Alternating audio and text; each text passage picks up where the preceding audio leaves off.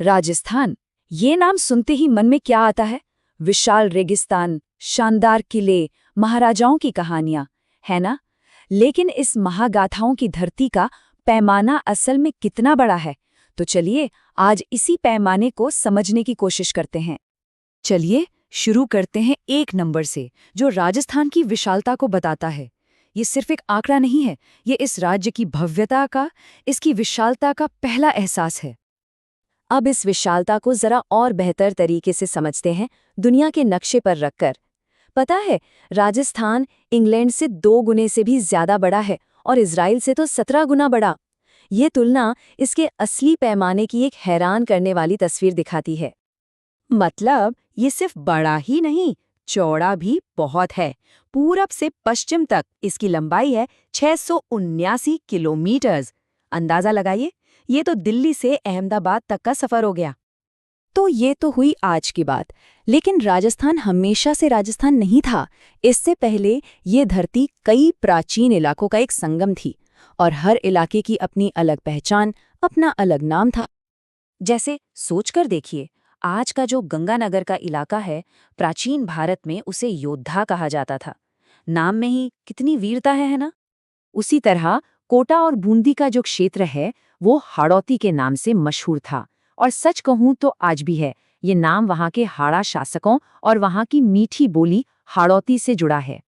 और फिर आता है विशाल रेगिस्तानी इलाका, पश्चिम का हिस्सा, जिसे मारवाड़ कहते हैं। ये नाम सुनते ही रेगिस्तान और मारवाड़ी बोली की गूंज कानों में पड़ती है। ये सिर्फ एक नाम नहीं, इस इलाके की पहचान है।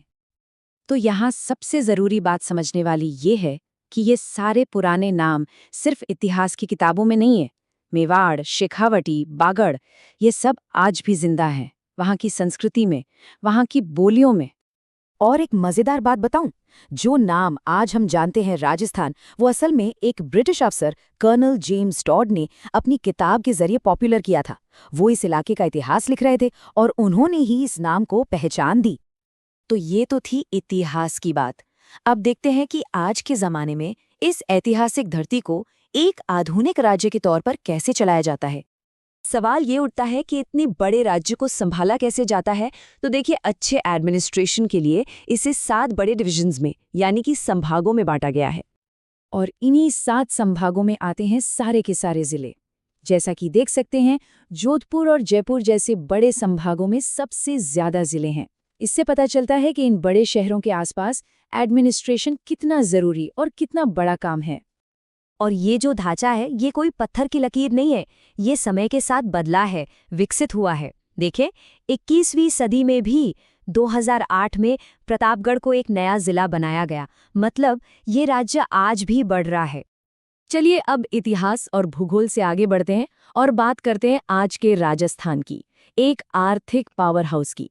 और यहाँ आंकड़े खुद अपनी कहानी कहेंगे। ये थोड़ा हैरान करने वाला है ना, कि एरिया के हिसाब से तो देश का सबसे बड़ा राज्य है, लेकिन आबादी के हिसाब से 7वें नंबर पर आता है। मतलब यहाँ जमीन बहुत है और देश की करीब 5.5% आबादी यहाँ रहती है। और जब बात खेती की आती है, तो राजस्थान एक असली जायंट है। सोचिए, पूरे देश की जितनी जमीन पर खेती होती है, उसका करीब करीब 12% हिस्सा अकेले राजस्थान में है। यही बात इसे भारत का चौथा सबसे बड़ा कृषि प्रदेश बनाती है। लेकिन इसकी असली ताकत शायद जमीन के ऊपर नहीं, बल्कि जमीन के नीचे दबी हुई है। यहाँ करीब 58 अलग अलग तरह के मिनरल्स मिलते हैं और इसी वजह से खनिज संपदा के मामले में ये देश में दूसरे नंबर पर आता है। यही वो खजाना है जो इसे एक इकोनॉमिक पावर हाउस बनाता है। और कुछ खनिजों में तो इसका कोई सानी ही नहीं है। मतलब पूरे भारत में नंबर 1। घिया पत्थर हो, एस्बेस्टस हो या फेल्ड्स्पार, इन सब के प्रोडक्शन में राजस्थान टॉप पर है। तो प्राचीन राजाओं की धरती, एक मॉडर्न एडमिनिस्ट्रेशन और जमीन के नीचे छिपा इतना बड़ा खजाना, इन सबको मिला के जो तस्वीर बनती है, वो सोचने पे मजबूर करती है कि इस शानदार राज्य का अगला अध्याय क्या होगा। ये एक ऐसी धरती है जिसने हमेशा खुद को नए सिरे से गढ़ा है और इसका भविष्य भी उतना ही दिलचस्प होने वाला है, इसमें कोई शक नहीं।